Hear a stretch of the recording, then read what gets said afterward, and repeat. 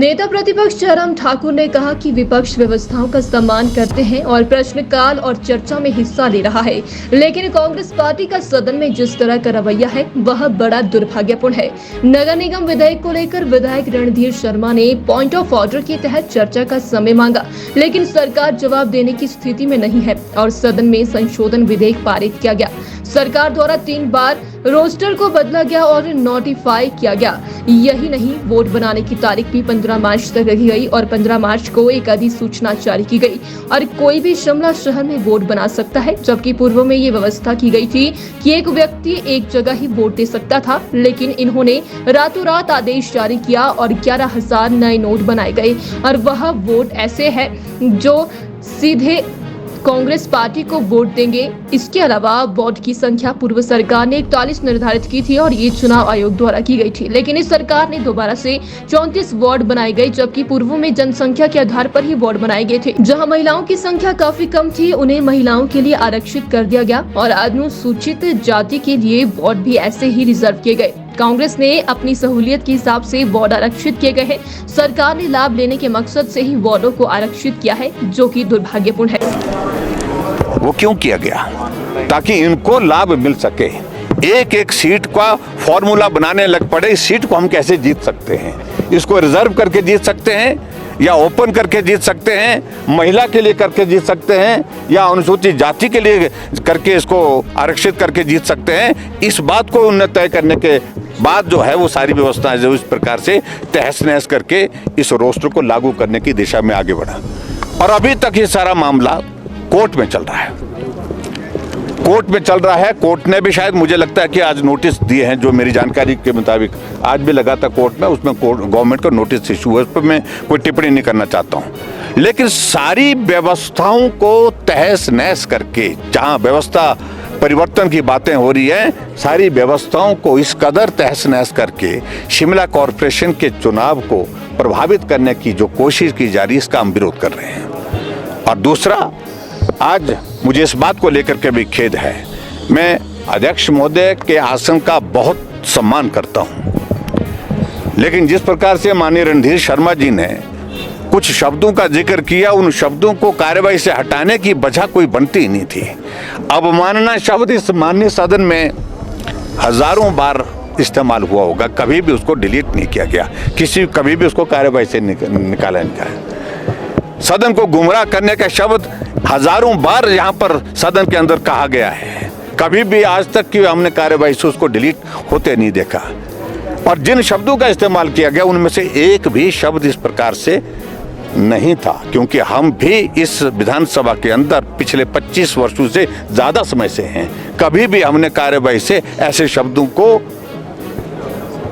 कार्यवाही से निकालते नहीं देखा। लेकिन ये भी एक दुर्भाग्यपूर्ण परिस्थिति है, जब इनके शब्द को कार्यवाही से हटाने की बात कही गई, हमको उस बात को लेकर के भी दुख है। ये भी हमारे लिए एक सचमुच में एक बहुत बड़ा एक विषय था कि जो कार्यवाही का हिस्सा हमेशा वो जो शब्द रहे हैं, उनको कार्यवाही से पहली बार हटाया गया, ये हमको देखने को मिला है। व्यवस्थाओं का सम्मान करते हुए आज सदन की कार्यवाही में हिस्सा लेने के लिए गए थे। प्रश्नकाल में और प्रश्नकाल के बाद भी हम सारी कार्यवाही में हिस्सा लेने के लिए वहां पर उपस्थित रहना चाह रहे थे, लेकिन जिस प्रकार से कांग्रेस पार्टी का रवैया सदन में रहा, वो सचमुच में बहुत दुर्भाग्यपूर्ण है। हमने पॉइंट ऑफ ऑर्डर के अंतर्गत माननीय सदस्य रणधीर शर्मा जी ने जो पॉइंट रेज किए, उनका जवाब देने की स्थिति में नहीं सरकार है। शिमला में कॉरपोरेशन का चुनाव हो रहा है, 3 बार रोस्टर को जो है अलग अलग तरह से उस पर रूल्स बदल करके उसको नोटिफाई किया जाता है।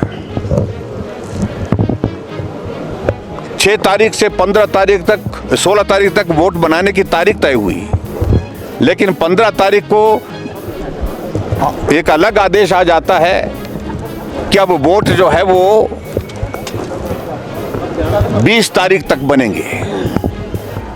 और जो पहले जो नियम के मुताबिक जो पुरानी व्यवस्था थी उसके मुताबिक यही था कि जिसका वोट एक जगह कहीं बना है तो दूसरी जगह वोट अगर उसको कॉरपोरेशन में अगर बनाना है तो उसको वहाँ का वोट काट करके वहाँ पर सबूत प्रस्तुत करना पड़ेगा और उसके बाद उसका वोट वहाँ पर बनाया जा सकता है। लेकिन 15 तारीख को कहा कि सबके वोट बने जा सकते हैं। रातों रात वहाँ पर बहुत बड़ी संख्या, हजारों की संख्या में वोट बनाने की प्रक्रिया को अधिकारी को कहा गया। 11,000 के करीब नए वोट यहाँ शिमला कॉरपोरेशन के बना दिए गए और उसके पीछे मंशा क्या कि वो वोट बनाए गए जो सीधा सीधा कांग्रेस पार्टी को वोट देने वाले, कांग्रेस पार्टी को लाभ देने वाले हैं। और दूसरी बात, 41 से 34 सीट्स करना, कॉरपोरेशन के वार्ड्स करना, ये अधिकार सरकार का नहीं, ये चुनाव आयोग का है।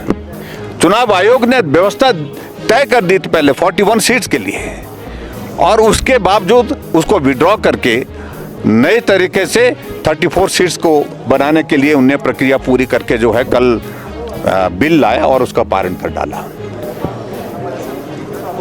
शिमला के कॉरपोरेशन के चुनाव में पहली बार ये देखने को मिला, शिमला क्या पूरे हिमाचल प्रदेश में बाकी जगह कॉरपोरेशन के चुनाव को लेकर के भी अगर हम कहें तो, कि महिलाएं जहां सबसे कम संख्या है वो वार्ड आरक्षित कर दिए और शेड्यूल कास्ट के लिए भी उल्टा फॉर्मूला, जो पहले जो फॉर्मूला एग्जिस्ट करता था उस फॉर्मूले के रिवर्स कर दिया। देखिए, पूर्व मुख्यमंत्री जी ने 7-8 मिनट अपनी बात कहने को रखी और अपनी बात रखी भी, लेकिन मुझे लगता है कि सबॉर्डिनेट सिलेक्शन बोर्ड में जो धांधलियाँ हुई है उस चर्चा पर वो भाग नहीं लेना चाहते थे, उस चर्चा से पीछे हटना चाहते थे और इसलिए उन्होंने एक बहाना ढूंढा और वॉकआउट कर दिया। वॉकआउट करके वो अपनी खबर बनाना चाहते हैं। जो सदन होता है उसमें चर्चा में भाग लेना चाहिए, चर्चा में भाग लेकर भी खबर बनती है, सिर्फ वॉकआउट करने से ही खबर नहीं बनती। बात कुछ नहीं है, स्पीकर महोदय ने व्यवस्था दी कि इन शब्दों का प्रयोग नहीं किया जाना चाहिए, उस आधार पर उन्होंने वॉकआउट कर दिया। जबकि हमने कहा कि आप पॉइंट ऑफ ऑर्डर हम ले रहे हो, पॉइंट ऑफ ऑर्डर के बाद भी हमने उनको बोलने का मौका दिया, लेकिन लगता है कि भारी दबाव के बीच है भारतीय जनता पार्टी के जो विधायक है हमारे, कि उन्हें वॉकआउट करते रहना है। नगर निगम के चुनावों का है, जो भी कार्य है वो संविधान के दायरे के अनुसार होते हैं। सदन में स्पीकर महोदय ने बहुत अधिक समय दिया है, कांग्रेस के विधायकों को तो समय ही नहीं दिया है, चाहे वो चर्चा हो किसी प्रकार की, लेकिन उन्हें लगता है कि जब तक हम वॉकआउट नहीं करेंगे हमारी खबर नहीं बनेगी। ठीक है, खबर बनाने के लिए आपने वॉकआउट करना अच्छी बात है, लेकिन सदन में भी तो कुछ कंट्रीब्यूट करें, सदन में भी आगे बताएं कि सरकार की नाकामियां क्या है। चर्चाओं से भागना नहीं चाहिए। आज का जो मुझे लगा है, जिसके पीछे राजनीतिक मुझे लग रही है, वो ये है कि जो सबॉर्डिनेट सिलेक्शन बोर्ड में जो धांधलियाँ हुई हैं, सबॉर्डिनेट सिलेक्शन बोर्ड में जो पेपर बिके हैं और जो पेपर की कीमत तय हुई है, उसमें किसी न किसी तरह से जब इनकी सरकार थी उस चर्चा से भाग लेने के लिए ये तैयारी करके नहीं आए और इसलिए वॉकआउट किया। मेरा ये मानना है कि जो चर्चा है ये हिमाचल प्रदेश के लाखों युवाओं के साथ इनका भविष्य जुड़ा हुआ है। किस प्रकार सबॉर्डिनेट सिलेक्शन बोर्ड में पेपर बिकते रहे, किस प्रकार की धांधली होती रही, इस दृष्टिकोण से आज ये चर्चा लाई गई थी। इससे ध्यान बांटने के लिए उन्होंने वॉकआउट किया है।